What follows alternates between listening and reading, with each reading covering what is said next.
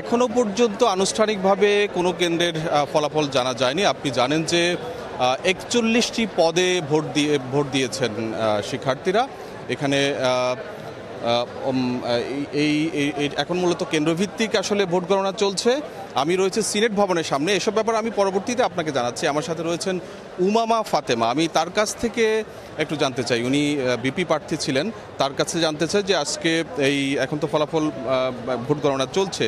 So প্রায় আমরা যেটা এক্সপেক্ট করছি অ্যারাউন্ড 80%, মোর দ্যান 80% কাস্টিং হয়েছে যে, এবং আমি আসলেই গতকালকে পর্যন্ত কিছুটা আশঙ্কা করছিলাম যে হয়তো অনাবাসিক এবং নারী ভোট কাস্টে একটু কম হইতে পারে।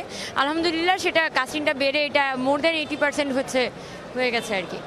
আর লাস্টলি যেটা বলবো সেটা হচ্ছে আজকে সারাদিনই নানাবিধ ঘটনা ঘটেছে। মানে 4টা থেকে 5টা পর্যন্ত কিন্তু আপনার ব্যালট বাক্সগুলার দেখা গেছে ওই সময় কেন্দ্রের ভিতরে পোলিং এজেন্ট এবং ছাড়া কেউ ছিল না। সেক্ষেত্রে সাংবাদিকদেরকেও কিন্তু এন্টার করতে দেওয়া হয়নি, এবং নিয়মটা হচ্ছে সাংবাদিকদের সামনেই ব্যালটের খোলা হয় এবং তাদের সামনেই হচ্ছে সব কিছু ওপেন করা হয়। কিন্তু এটার পরও আমরা দেখেছি যে এখানে এক ধরনের একটা স্বচ্ছতার ঘাটতি রয়েছে। এই বিষয়টা আমাদের কাছে পরিষ্কার না।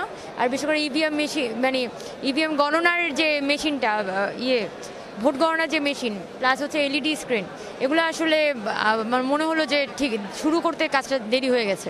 তো এটা কি ইচ্ছাকৃতভাবে দেরি হয়েছে নাকি যান্ত্রিক ত্রুটি, ব্যাপারে এখনো পর্যন্ত কর্তৃপক্ষ আমাদেরকে অবগত করেনি। আমরা ওয়েট করছি, দেখা যাক কি হয়। ভোট গণনা নিয়ে কোনো ধরনের আশঙ্কা আছে কিনা, এমনি সব মিলিয়ে আসলে বড় ধরনের কোনো অভিযোগ কি আপনার আছে? প্রতিটি জায়গায় আমাদের পোলিং এজেন্টরা এমনিতে আছে, তারা কথা বলছে, তাদের জায়গা থেকে তারা আমাদেরকে আপডেট করছে। তবে আমরা যেটা আশঙ্কা করছি যে হয়তো পোলিং এজেন্ট থাকা সত্ত্বেও এখানে যদি মানে স্বচ্ছ প্রক্রিয়া মেনটেন না করলে আমার মনে হয় যে এখানে একটা আশঙ্কা থেকেই যাবে নানান ধরনের সাবোটেজে। যেখানে আমরা দেখতেই পাচ্ছি ক্যাম্পাসের মধ্যে অলরেডি নানান ধরনের অস্থিতিশীলতা তৈরি করার জন্য সরঞ্জাম উপস্থিত আছে। সো আমার আশঙ্কা হচ্ছে যে হয়তো ভোট ঘোষণা হতে হতে এটা ক্যাম্পাস অন্য কোনো দিকে মোড়ও নিতে পারে। অনেক ধন্যবাদ। তিনি স্বচ্ছ প্রক্রিয়ায় ভোট গণনার কথা বলছেন এবং শিক্ষার্থীদের যে স্বতঃস্ফূর্ত ভোট দেওয়ার কথা সেটি বললেন যে এখানে 80% মতো ভোট কাস্ট হয়েছে।